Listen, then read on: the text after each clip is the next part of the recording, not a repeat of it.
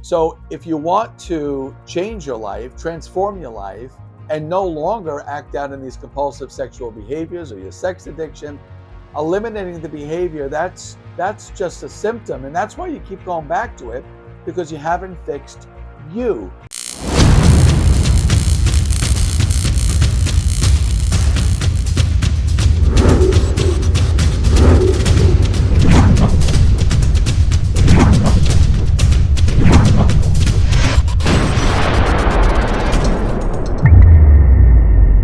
Hey guys, I'm behavioral health and sex addiction recovery coach Rob Lopicola, and I wanted to talk with you today about your compulsive sexual behavior or sex addiction, or any behavior or substance that you're abusing to the point where it is compulsive or perhaps addictive. A lot of people who are struggling with compulsive behavior such as sex addiction or substance addiction, they think the solution is eliminating the behavior or the substance. And quite frankly, that is not the solution. It's the beginning. It allows you to clear your mind so you can focus on fixing the problem. So today I want to talk with you a little bit about what you're battling with and what your solution truly is.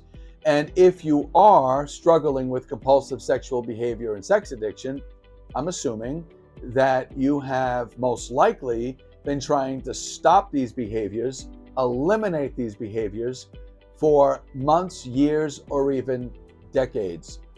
I battled with sex addiction, methamphetamine addiction, and alcoholism for many years, for decades with sex addiction.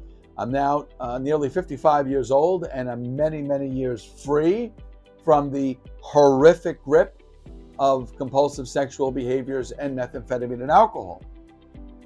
But what I had to learn, and what you need to be clearly aware of, eliminating the behavior, the compulsive sexual behaviors, is just a beginning. And that is not the problem. Your problem is not your compulsive sexual behaviors, nor your sex addiction. And again, if you have other addictions, that's not the problem. See, they're symptoms of the problem. The problem really is how you cope with and deal with life, how you cope and deal with stress and anxiety, how you deal with troubles in life, trauma from childhood perhaps, or struggles you faced during your growing up years, and you just hadn't had an opportunity to not only go through them in a healthy way, but grow through them. You haven't had an opportunity to grow through the trauma, grow through the challenges, to cope with life, to cope with anxieties and stresses that come up in day-to-day living. You haven't learned how to cope in a productive, healthy way. You learned by acting out sexually, I feel better. You've learned when you're hunting for sex, when you're on dating apps for hours and hours, or you're watching pornography, or you're compulsive in any or multiple sexual behaviors, you feel good. You think at least you feel good. You don't really, because ultimately, when you are done with your compulsive sexual behaviors, you're in a state of despair, self-loathing, self-hatred, talking down to yourself. You get in a place of hopelessness, and there's no joy. So you get back into the compulsive sexual behavior again, so you feel better. See, it's a coping skill. So when you eliminate the compulsive sexual behavior or the sex addiction, you're eliminating a symptom of the problem. So you have to be clear in understanding that eliminating the symptom, you still have to deal with you. You still have to deal with the problem. The problem is how you cope with life. So if you want to change your life, transform your life, and no longer act out in these compulsive sexual behaviors or your sex addiction, eliminating the behavior, that's just a symptom. And that's why you keep going back to it, because you haven't fixed you. You haven't really delved deep within you and dealt with your trauma and problems and coping skills. So therefore, those behaviors keep coming back in your life. So what I want you to do is consider, one, eliminating the behavior. eliminating the sexually compulsive behavior. Now, that's just one step, but that's not my number one concern. My number one concern is for you to cope with you. Cope with that stuff deep down inside that when it comes up, you sit with it. So what you have to do is sit with the pain, discomfort, discontent feeling, perhaps consequences of feeling and learning how to cope with your feelings. You may have some insomnia. You may be itching in your skin. You may have cravings or urges to go act out, because that's how your body, your mind, and your pattern responds to feeling uncomfortable.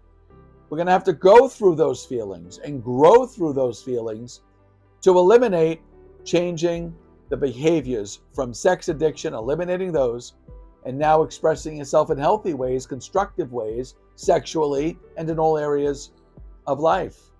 If you want to live a new way, if you want to do things and live in ways that you never have before, my friend, you have to become someone you've never been. And you have to go through the pain, grow through the trauma, deal with life, itch in your own skin, be uncomfortable, deal with the anguish and physical torment, if you will, of not acting out, because you have to feel, you have to grow and go through it. And when you do, when you get better, when you get healthier, when you build your confidence and self-esteem, when you grow through the pain, the symptoms go away. The desire to act out in compulsive sexual behaviors minimizes or goes away. It's no longer powerful and has control over your life. You take care of you, the symptoms go away. But first, we need to eliminate the symptom so we can clear our mind, focus, repair ourselves, grow through the pain, and then later, and when we go through it and grow through it, the symptom's gone. Your life is more peaceful. So if you want to experience a journey of healing, you want to experience a journey of understanding your sex addiction and yourself, please go to my website, sexaddictionrelief.com. I'll have the link below. Watch my free 30-minute 10-step strategy session, 10 steps to begin healing from your sex addiction and finally get to know you on a deep level. I look so forward to seeing you there. And if any of this resonates with you, subscribe to my channel right now and hit the like button. I post a new video just about every Tuesday. And I look forward to seeing you again next week. Take care.